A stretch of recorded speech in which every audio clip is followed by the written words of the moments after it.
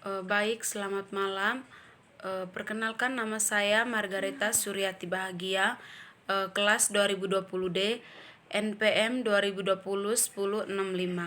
Oke, pada video kali ini saya akan mempresentasikan 3 topik. Yang pertama, hubungan antar manusia, dan yang kedua, konsep diri, dan yang ketiga, teori Johari Window.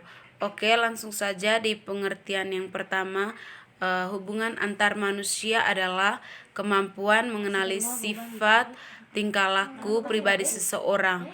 Ruang lingkup hubungan antar manusia dalam arti luas adalah interaksi antar seseorang dengan orang lain secara tatap muka dalam segala situasi dan dalam semua bidang, sehingga menimbulkan kebahagiaan dan kepuasan hati kepada kedua belah pihak. Suksesnya seorang dalam melaksanakan human relation karena ia berkomunikasi secara etis, ramah, sopan, menghargai dan menghormati orang lain. Oke, yang kedua, hubungan antar manusia agar tercapainya kehidupan yang harmonis dengan yang lain dan memanfaatkan pengetahuan tentang faktor sosial dan psikologis dalam penyesuaian diri manusia semakin rupa, sehingga penyesuaian diri ini terjadi dengan serasi dan selaras. Oke, sekarang kita akan membahas tentang hubungan antar manusia dibagi menjadi dua. Yang pertama, hubungan manusia dalam arti luas adalah interaksi antar seseorang dengan orang lain, dan yang kedua, hubungan manusia dalam arti sempit adalah interaksi antar seseorang dengan orang lain. Sekarang kita akan menjelaskan syarat-syarat hubungan antar manusia. Yang pertama, hubungan antar manusia dapat berjalan selaras apabila ada pemahaman pada diri masing-masing, dan yang kedua, ada unsur simpati dan empati, dan yang ketiga, memahami akan kebutuhan manusia. Baik, sekarang saya akan menjelaskan menumbuhkan hubungan interpersonal. Baik, yang pertama, keyakinan atau terus adalah suatu sikap yang ditunjukkan oleh manusia saat ia merasa cukup tahu dan menimpulkan dirinya telah mencapai kebenaran. Dan yang kedua, dukungan atau sikap suportif adalah segala bentuk informasi verbal ataupun non-verbal yang bersifat saran, bantuan yang nyata maupun tingkah laku. Dan yang ketiga, berpikir terbuka atau open-mindedness adalah aktivitas otak yang terbuka terhadap berbagai ide, pandangan, argumen, data, teori, dan kesimpulan. Baik, yang berikut saya akan menjelaskan konsep diri.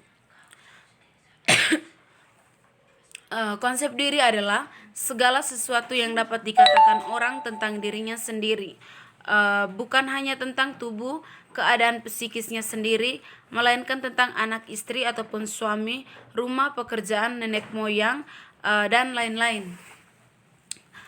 Pengertian konsep diri meliputi yang pertama, siapa saya menurut pemikiran saya, dan yang kedua, dalam posisi mana saya berada, dan yang ketiga, apa yang boleh dan tidak boleh saya lakukan. Oke, konsep diri ada dua. Yang pertama, konsep diri positif, dan yang kedua, konsep diri negatif. Contoh salah satu konsep diri positif, yang pertama, contoh sulit menerima kritikan dari orang lain. Dan contoh konsep diri positif, yang pertama, mampu menerima kritik dan saran dari orang lain. Oke, sekarang kita akan membahas tentang komponen konsep diri. Komponen konsep diri ada dua. Yang pertama, komponen kognitif. Yang kedua, komponen afektif. Oke, sekarang saya akan membahas tentang gambaran diri. Gambaran diri merupakan kumpulan dari sikap individu yang disadari dan tidak disadari terhadap tubuhnya. Gambaran diri tergantung pada perkembangan fisik, cara orang lain melihat tubuh kita, dan budaya. Ideal diri merupakan persepsi individu tentang bagaimana dia seharusnya berperilaku berdasarkan standar, tujuan, atau nilai personal tertentu. Peran diri merupakan serangkaian pola perilaku yang diharapkan oleh lingkungan sosial yang berhubungan dengan fungsi individu di berbagai kelompok. Oke, sekarang saya akan membahas tentang teori Johari Window. Teori Johari Window atau jendela Johari merupakan sebuah teori yang digunakan untuk membantu orang dalam memahami hubungan antar dirinya dengan orang lain. Window atau jendela merupakan suatu hal yang menggambarkan bahwa teori ini memiliki 4 bagian seperti jendela. Johari merupakan singkatan dari 2 orang yang menciptakan teori tersebut, yaitu Jo berarti Joseph dan Hari berarti Harrington. Konsep teori window digunakan untuk menciptakan hubungan interpersonal dan interpersonal, yaitu hubungan pada diri sendiri dan orang lain. Ada 3 konsep teori window yang ia gunakan. Yang pertama, open self atau wilayah terbuka merupakan suatu keadaan di mana seseorang saling terbuka.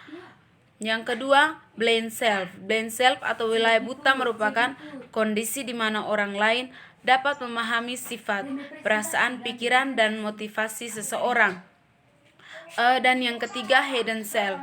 Hidden self atau wilayah tersembunyi atau rahasia, keadaan di mana seseorang memiliki kemampuan motivasi seseorang, tetapi untuk membunyikan atau mengrahasiakan sebagian hal yang dianggap tidak perlu untuk diaplikasikan kepada orang lain. Oke, sekarang kita akan membahas tentang kesimpulan. Yang pertama, hubungan antar manusia adalah kemampuan mengenali sifat tingkah laku pribadi seseorang. Yang kedua, tujuan hubungan antar manusia adalah agar tercapainya kehidupan yang harmonis, yaitu masing-masing orang saling bekerja sama dengan menyesuaikan diri terhadap satu dengan yang lain. Dan yang terakhir, teknik untuk menjalin hubungan antar manusia dengan melakukan kontak, saling menghargai setiap individu, dan melakukan komunikasi. Baik, itu saja yang dapat saya presentasikan pada video ini.